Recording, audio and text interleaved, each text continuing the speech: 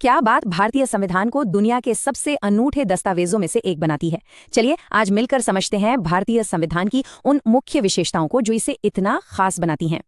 आज हम 5 जरूरी बातों पर गौर करेंगे। पहले देखेंगे कि ये कैसे एक अनोखा संविधान है, फिर समझेंगे कि ये कैसे उधार लिया गया लेकिन नकल नहीं किया गया। इसके बाद इसमें साधे गए नाजुक संतुलन की बात करेंगे, फिर जानेंगे कि ये हमें कौन से अधिकार और आदर्श देता है, और आखिर में समझेंगे कि ये कैसे एक जीवंत दस्तावेज है।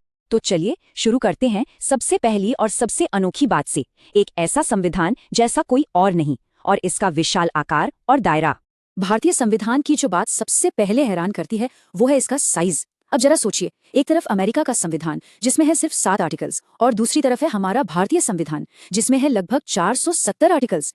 ये इसे दुनिया का सबसे लंबा लिखा हुआ संविधान बनाता है। तो सवाल ये है, आखिर क्यों इतना बड़ा संविधान बनाने की जरूरत क्या थी? इसे अक्सर हाथी जैसा विशाल क्यों कहा जाता है? असल में इसके पीछे एक नहीं बल्कि 4 मुख्य वजहें हैं। पहली, भारत का भूगोल, इतना बड़ा देश, इतनी सारी विविधताएं। दूसरी, 1935 के गवर्नमेंट ऑफ इंडिया एक्ट का असर जो खुद ही बहुत बड़ा था। तीसरी वजह ये कि हमारे यहाँ केंद्र और सभी राज्यों के लिए एक ही संविधान है, अलग अलग नहीं। और चौथी वजह, संविधान सभा में वकीलों और कानूनी विशेषज्ञों का दबदबा, जिन्होंने हर छोटी से छोटी डिटेल को भी शामिल करना जरूरी समझा। अब आते हैं एक बहुत ही दिलचस्प पहलू पर। उधार लिया गया लेकिन नकल नहीं। चलिए देखते हैं कि हमारे संविधान के प्रावधान दुनिया भर से कैसे प्रेरित हैं। हमारे संविधान निर्माताओं पर अक्सर ये इल्जाम लगता है कि उन्होंने सब कुछ बाहर से उधार लिया है, लेकिन देखिए खुद डॉक्टर बी आर अम्बेडकर ने इस बारे में क्या कहा था। उन्होंने बड़े गर्व से कहा, भारत का संविधान दुनिया के सभी ज्ञात संविधानों को छानने के बाद बनाया गया है। इसका मतलब साफ है, हमने दुनिया भर से बेहतरीन चीजें ली लेकिन उन्हें अपने देश के हिसाब से ढाला। जैसे कि पार्लियामेंट्री सरकार का मॉडल हमने यूनाइटेड किंगडम से लिया, तो वहीं फंडामेंटल राइट्स और जुडिशियल रिव्यू का आइडिया अमेरिका से आया। आयरलैंड से हमने directive principles of state policy को अपनाया, और कनाडा के संविधान से एक मजबूत केंद्र वाली संघीय व्यवस्था ली। और हाँ, इन सब का जो सबसे बड़ा सोर्स था वो था 1935 का एक्ट। अब हम बात करेंगे संविधान की शायद सबसे बड़ी खूबी की, और वो है संतुलन साधने की कला। यहाँ हम देखेंगे कि कैसे भारतीय संविधान ने ऐसे सिद्धांतों को एक साथ मिलाया है जो देखने में एक दूसरे के बिल्कुल उलट लगते हैं। पहला बैलेंस है कठोरता और लचीलेपन के बीच। देखिए, एक होता है अमेरिका जैसा कठोर संविधान जिसे बदलना बहुत मुश्किल होता है, और दूसरा होता है ब्रिटेन जैसा लचीला संविधान जिसे आम कानून की तरह आसानी से बदला जा सकता है। तो भारत ने क्या किया? हमने बीच का रास्ता अपनाया। हमारे संविधान के कुछ हिस्से आसानी से बदले जा सकते हैं, लेकिन कुछ जरूरी हिस्सों को बदलने के लिए एक खास और मुश्किल प्रक्रिया से गुजरना पड़ता है।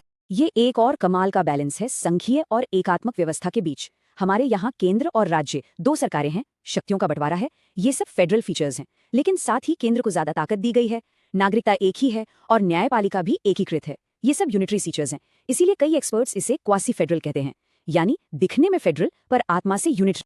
और तीसरा संतुलन जो बहुत ही जरूरी है वो है संसद और सुप्रीम कोर्ट की ताकत के बीच। ब्रिटेन में संसद सबसे ऊपर है, वो जो चाहे कानून बना सकती है। अमेरिका में सुप्रीम कोर्ट सबसे ऊपर है, वो किसी भी कानून को रद्द कर सकता है। भारत ने यहाँ भी एक संतुलन बनाया। हमारी संसद संविधान में बड़े बदलाव कर सकती है, लेकिन सुप्रीम कोर्ट के पास जुडिशियल रिव्यू की ताकत है जिससे वो ऐसे किसी भी कानून को रद्द कर सकता है जो संविधान के खिलाफ हो।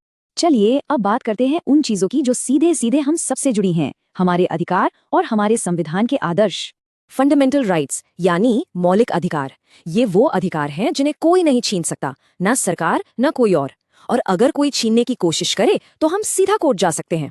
इसीलिए इन्हें जस्टिशिएबल यानी न्यायोचित कहते हैं। इनका मकसद है राजनीतिक लोकतंत्र को मजबूत करना और सरकार की मनमानी को रोकना।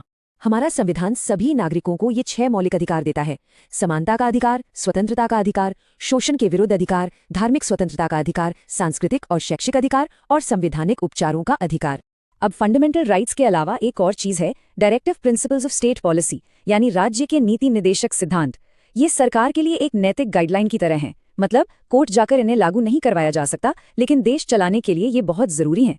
इनका सपना है भारत को एक कल्याणकारी राज्य बनाना। तो अगर इसे आसान भाषा में समझें तो फर्क क्या है? फंडामेंटल राइट्स न्यायोचित हैं, यानी कोर्ट में लागू कराए जा सकते हैं और ये राजनीतिक लोकतंत्र की नींव रखते हैं। वहीं डायरेक्टिव प्रिंसिपल्स गैर न्यायोचित हैं और इनका लक्ष्य एक ऐसा समाज बनाना है जहां सबको सामाजिक और आर्थिक न्याय मिले। और आखिर में चलिए बात करते हैं कि हमारा संविधान कोई पत्थर की लकीर नहीं है, बल्कि एक जिंदा दस्तावेज है। एक ऐसा दस्तावेज जो वक्त के साथ सांस लेता है, बदलता है और जिस पर बहस हमेशा जारी रहती है। इतनी सारी खूबियों के बाद सवाल उठता है, क्या इसमें कोई कमी नहीं है? जी नहीं, ऐसा नहीं है। हमारा संविधान हमेशा से सिर्फ प्रशंसा का पात्र नहीं रहा, इसकी आलोचना भी जमकर हुई है। आलोचकों ने इसे कई नाम दिए। किसी ने इसे उधार का संविधान कहा, जिसमें अपनी कोई मौलिकता नहीं है।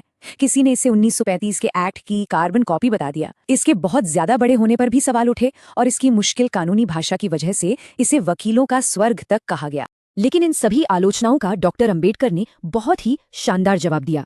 उन्होंने कहा, इसमें अगर कुछ नया है तो वो बदलाव जो हमने इसकी कमियों को दूर करने और इसे देश की जरूरतों के हिसाब से ढालने के लिए किए हैं। उनका साफ कहना था कि अच्छे विचारों को कहीं से भी अपनाने में कोई बुराई नहीं है, जब तक वो हमारे देश के काम आए।